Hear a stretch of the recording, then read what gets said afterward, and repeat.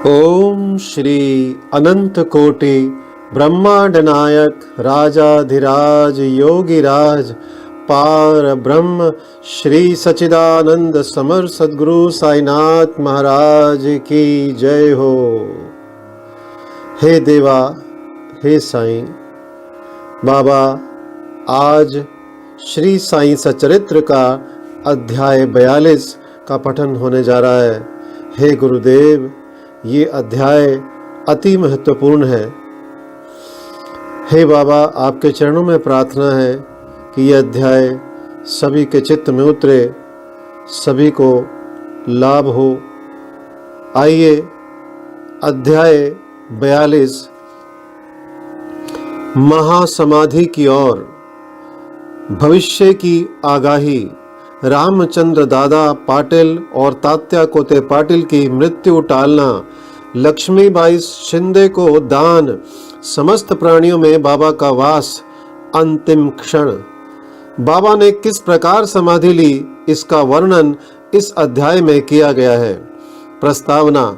गत अध्यायों की कथाओं से यह स्पष्ट प्रतीत होता है कि गुरु कृपा की केवल एक किरण ही भवसागर के भय से सदा के लिए मुक्त कर देती है तथा मोक्ष का पथ सुगम करके दुख को सुख में परिवर्तित कर देती है।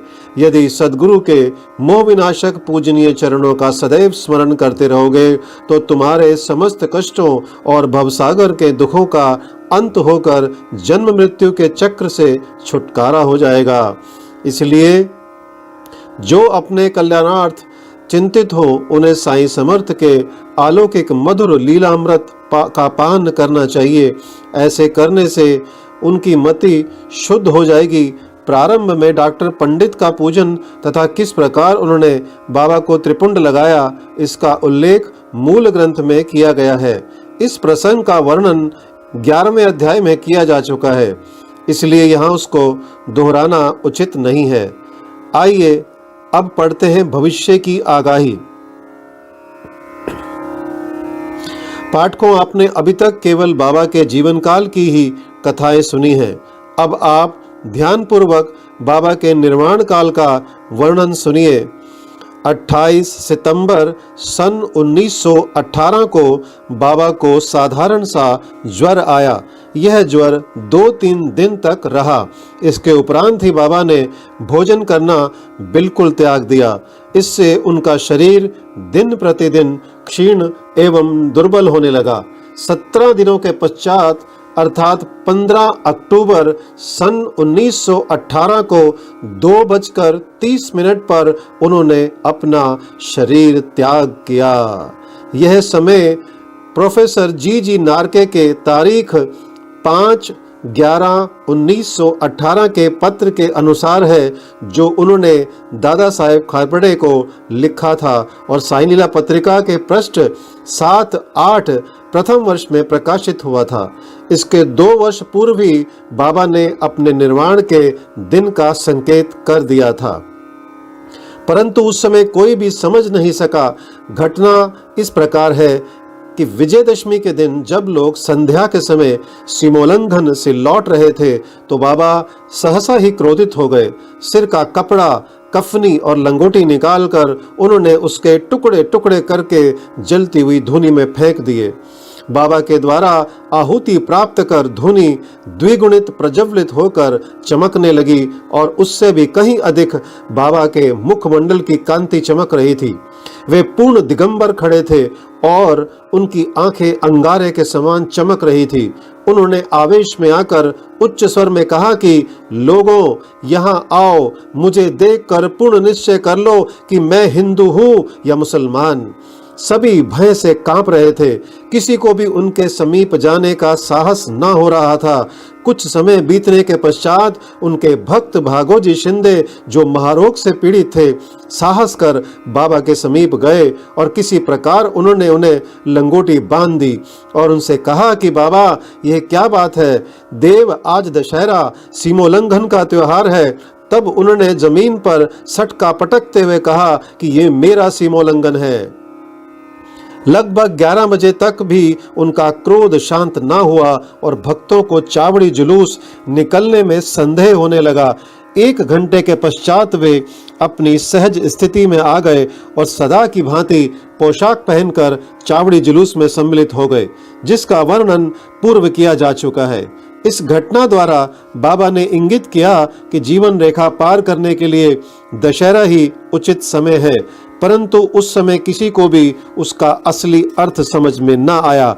बाबा ने और भी अन्य संकेत किए जो इस प्रकार हैं।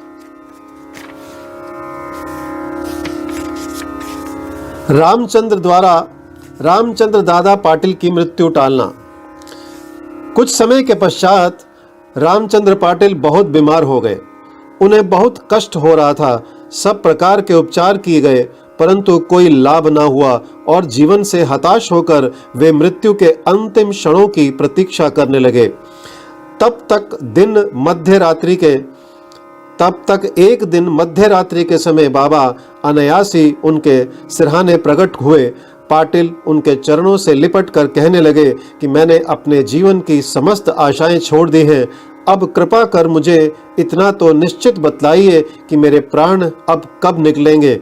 दया सिंधु बाबा ने कहा कि घबराओ नहीं, तुम्हारी हुंडी वापस ले ली गई है और तुम शीघ्र ही स्वस्थ हो जाओगे। मुझे तो केवल तात्या का भय है कि सन 1918 में विजयदशमी के दिन उसका देहांत हो जाएगा, किंतु यह भेद किसी से प्रकट ना करना और ना ही उसे बतलाना, अन्यथा वह अधिक भयभीत हो जाएगा। रामचंद्र अब पूर्ण स्वस्थ तो हो गए, परंतु वे तात्या के जीवन के लिए निराश हुए। उन्हें ज्ञात था कि बाबा के शब्द कभी असत्य नहीं निकल सकते और 2 वर्ष के पश्चात ही तात्या इस संसार से विदा हो जाएगा। उन्होंने यह भेद बालाक्षिम्पी के अतिरिक्त किसी से भी प्रकट ना किया। केवल 2 ही व्यक्ति, रामचंद्र दादा और बालाक्षिम्पी, तात्या के जीवन के लिए चिंताग्रस्त और दुखी थे। रामचंद्र ने शैया त्याग दी और वे चलने फिरने लगे। समय तेजी से व्यतीत होने लगा। शके 1840 का भाद्रपद समाप्त होकर अश्विन मास प्रारंभ होने ही वाला था कि बाबा के वचन पूर्णतः सत्य निकले। तात्या बीमार पड़ गए और उन्होंने चारपाई पकड़ ली। उनकी स्थिति इतनी गंभीर हो गई कि अब वे बाबा के दर्शन को भी जाने में असमर्थ हो गए। इधर बाबा भी ज्वर से पीड़ित थे। तात्या का पूर्ण विश्वास बाबा पर था और बाबा का भगवान श्री हरि पर, जो उनके संरक्षक थे। तात्या की स्थिति अब और अधिक चिंताजनक हो गई। वह हिलडुल भी ना सकता था और सदैव बाबा का स्मरण किया करता था। इधर बाबा की भी स्थिति उत्तरोत्तर गंभीर होने लगी। बाबा द्वारा बतलाया हुआ विजयदशमी का दिन भी निकट आ गया। तब रामचंद्र दादा बालाक्षिम्पी बहुत घबरा गए। उनके शरीर कांप रहे थे, पसीने की धाराएं प्रवाहित हो रही थी कि अब तात्या का अंतिम साथ है।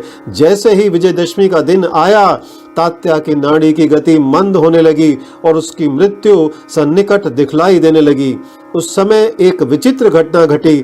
तात्या की मृत्यु टल गई और उसके प्राण बच गए, परंतु उसके स्थान पर बाबा स्वयं प्रस्थान कर गए और ऐसा प्रतीत हुआ जैसे कि परस्पर हस्तांतरण हो गया हो। सभी लोग कहने लगे कि बाबा ने तात्या के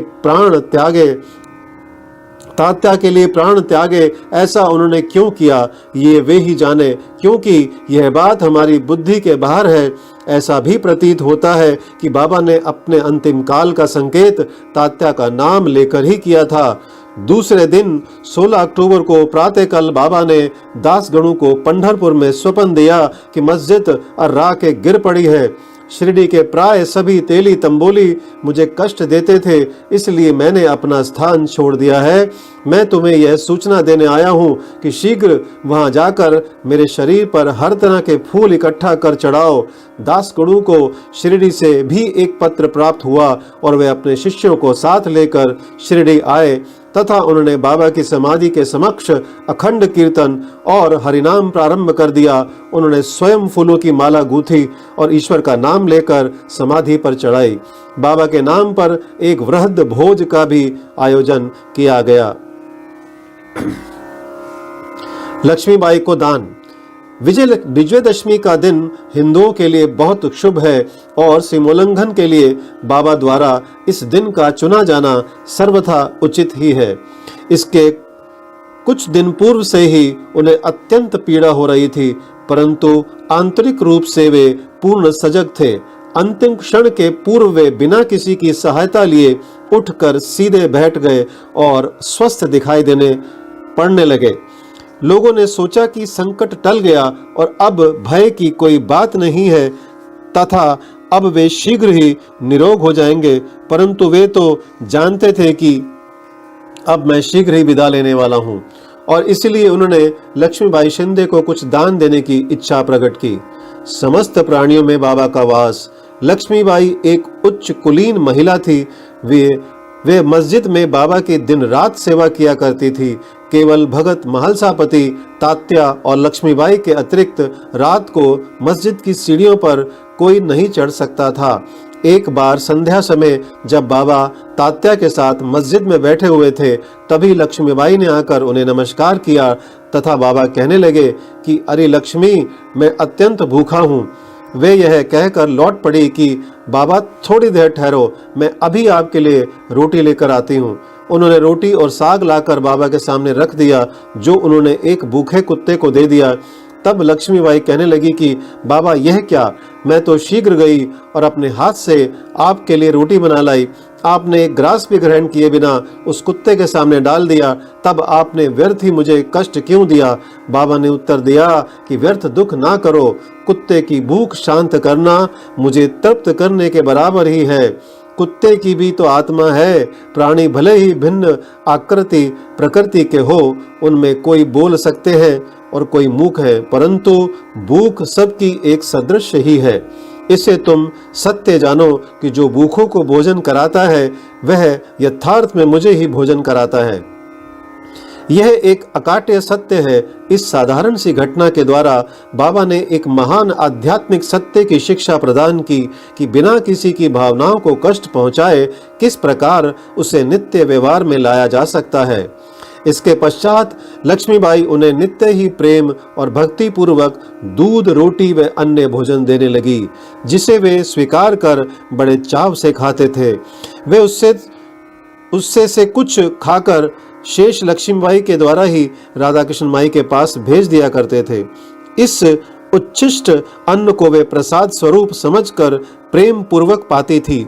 इस रोटी की कथा को असंबंध नहीं समझना चाहिए। इससे सिद्ध होता है कि सभी प्राणियों में बाबा का निवास है, जो सर्वव्यापी, जन्म मृत्यु से परे और अमर है। बाबा ने लक्ष्मीबाई की सेवाओं को सदैव स्मरण रखा। बाबा उनको भुला भी कैसे सकते थे। देह त्याग के बिल्कुल पूर्व बाबा ने अपनी जेब में हाथ डाला और पहले उन्होंने लक्ष्मी को 5 रुपए और बाद में 4 रुपए, इस प्रकार कुल 9 रुपए दिए। यह 9 की संख्या इस पुस्तक के अध्याय 12 में वर्णित नव विद्या भक्ति की द्योतक है, अथवा वह सीमोल्लंघन के समय दी जाने वाली दक्षिणा भी हो सकती है। लक्ष्मीबाई एक सुसंपन्न महिला थी, अतएव उन्हें रुपयों की कोई आवश्यकता नहीं थी। इस कारण संभव है कि बाबा ने उनका ध्यान प्रमुख रूप से श्रीमद् भागवत के स्कंद 11 अध्याय 10 के श्लोक संख्या 6 की ओर आकर्षित किया हो, जिसमें उत्कृष्ट कोटि के भक्त के 9 लक्षणों का वर्णन है, जिसमें से पहले 5 और बाद में 4 लक्षणों का क्रमशः प्रथम और द्वितीय चरणों में उल्लेख हुआ है। बाबा ने भी उसी क्रम का पालन किया। पहले 5 और बाद में 4, कुल 9। केवल 9 रुपए ही नहीं, बल्कि 9 के कई गुने रुपए लक्ष्मीबाई के हाथों में आए गए होंगे, किंतु बाबा द्वारा प्रदत्त ये 9 रुपए का उपहार वह महिला सदैव स्मरण रखेगी। अंतिम क्षण बाबा सदैव सजग और चैतन्य रहते थे और उन्होंने अंतिम समय भी पूर्ण सावधानी से काम लिया। उन्होंने अंतिम समय सबको वहां से चले जाने का आदेश दिया। चिंतामग्न काका साहेब बूटी और अन्य महानुभाव जो मस्जिद में बाबा की सेवा में उपस्थित थे, उनको भी बाबा ने वाड़े में जाकर भोजन करके लौट आने को कहा। ऐसी स्थिति में वे बाबा को अकेला छोड़ना तो नहीं चाहते थे, परंतु उनकी आज्ञा का उल्लंघन भी तो नहीं कर सकते थे। इसलिए इच्छा न होते हुए भी उदास और दुखी हृदय से उन्हें वाड़े को जाना पड़ा। उन्हें विदित था कि बाबा की स्थिति अत्यंत चिंताजनक है और इस प्रकार उन्हें अकेले छोड़ना उचित नहीं है। वे भोजन करने के लिए बैठे तो परंतु उनके मन कहीं और बाबा के साथ थे। अभी भोजन समाप्त भी ना हो पाया था कि बाबा के नश्वर शरीर त्यागने का समाचार उनके पास पहुंचा और वे अधपेट ही अपनी थाली छोड़कर मस्जिद की ओर भागे तथा जाकर देखा कि बाबा सदा के लिए बयाजी आपा कोते की गोद में विश्राम कर रहे हैं। ना वे नीचे लुढ़के और ना शैया पर ही लेटे, अपने ही आसन पर शांति पूर्वक बैठे हुए और अपने हाथों से दान देते हुए उन्होंने यह मानव शरीर त्याग दिया। संत स्वयं ही देह धारण करते तथा कोई निश्चित ध्येय लेकर इस संसार में प्रकट होते हैं और जब ध्येय पूर्ण हो जाता है तो वे जिस सरलता और आकस्मिकता के साथ प्रकट होते हैं उसी प्रकार लुप्त भी हो जाया करते हैं। श्री सद्गुरु साईनाथ प्रणमस्तु। शुभम भवतु। सप्ताह परायण षष्ठ विश्राम। ओम साई राम।